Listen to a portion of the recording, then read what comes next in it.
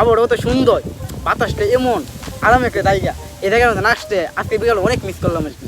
তো এখানে আসার পরে দেখতেছি এখানে কিছু গাছ আছে, আর এই গাছগুলো কি গাছ আমি নিজেও চিনি না। আসসালামু আলাইকুম এভরিওয়ান, সবাই কেমন আছেন? আশা করি ভালো আছেন। তো আজকে বিকালটা অনেক সুন্দর, আর আমি বিকালবেলা হাঁটতে বের হবো। তো আমার বাগিনার সাথে নিয়ে আসছি, ও বাসা থেকে আসতে চাইছিল না, আর এখানে আসার পরে ও দেখতেছে বিকালটা খুব ভালো লাগতেছে। তো ও, মামা তোমার কাছে কেমন লাগতেছে বিকালটা? মামা তোমার আসতে আজকে বুঝতে পারতাম না, আজকে বিকালটা অত সুন্দর একটা ভিউ। বিকাল খুব মিস করতাম এই বিকালটা আজকে। তো এই বিকালটাকে আমরা মুহূর্ত করার জন্য এখানে আমরা এই লাইভটা করতেছি, আর আপনাদেরকে এখন দেখাবো। এখানে একটা গাছ আছে, আর এই গাছটা অনেক ভালো লাগতেছে, তাই আমরা এই জায়গার ভিউটা নিতেছি। সো এখানে আসার পরে অনেক ভালো লাগতেছে। তো আপনাকে এখন আমি গাছগুলো দেখাবো, সো লেটস গো। তো এখানে এগুলো হচ্ছে গাছগুলি, আর এটি কী গাছ সঠিকলি আমি জানি না। সো এগুলো দেখতে কিছু একটা আখের রসের মতো লাগতেছে, মানে আমরা যে আখের রস খাই ওই রকম গাছের মতো লাগতেছে। তো এই গাছগুলি দূর থেকে অনেক সুন্দর লাগতেছে, আর আমি আপনাদেরকে এই গাছগুলি দেখানোর চেষ্টা করব। এ হচ্ছে পুরো গাছের ভিউগুলো। মামা তোমার কাছে কেমন লাগতেছে? ভালো লাগছে মামা।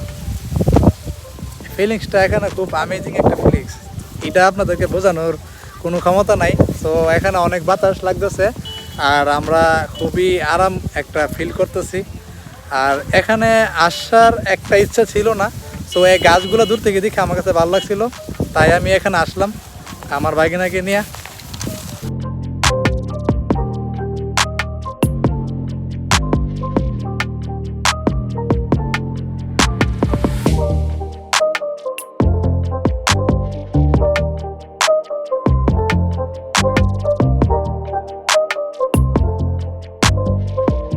তো এই জায়গার লোকেশনটা হচ্ছে উত্তরপত্তলা, ব্রাহ্মণবাড়িয়া, দারিয়াপুর।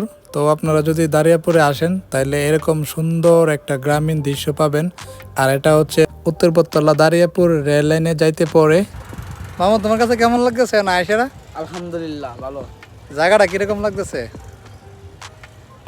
অনেক সুন্দর লাগতেছে। এই যে দেখেন কত সুন্দর একটা গাছ আছে, আর এই গাছগুলো অনেক ভালো লাগতেছে, আর এটা দেখে আমাদের কাছে অনেক সুন্দর লাগতেছে, তাই আমরা এখান থেকে একটু সেলফি নেওয়ার চেষ্টা করতেছি।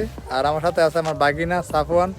তো মামু, এখানে আসার পর তোমার কাছে কেমন লাগছে? তোমার অনুভূতিটা কি একটু বলো। ওদের তো আমরা আসছিয়া অনেক ভালো লাগছে। আমরা তো প্রথম আসতাম না, তো এই মামা কেমন আসছি এরকম।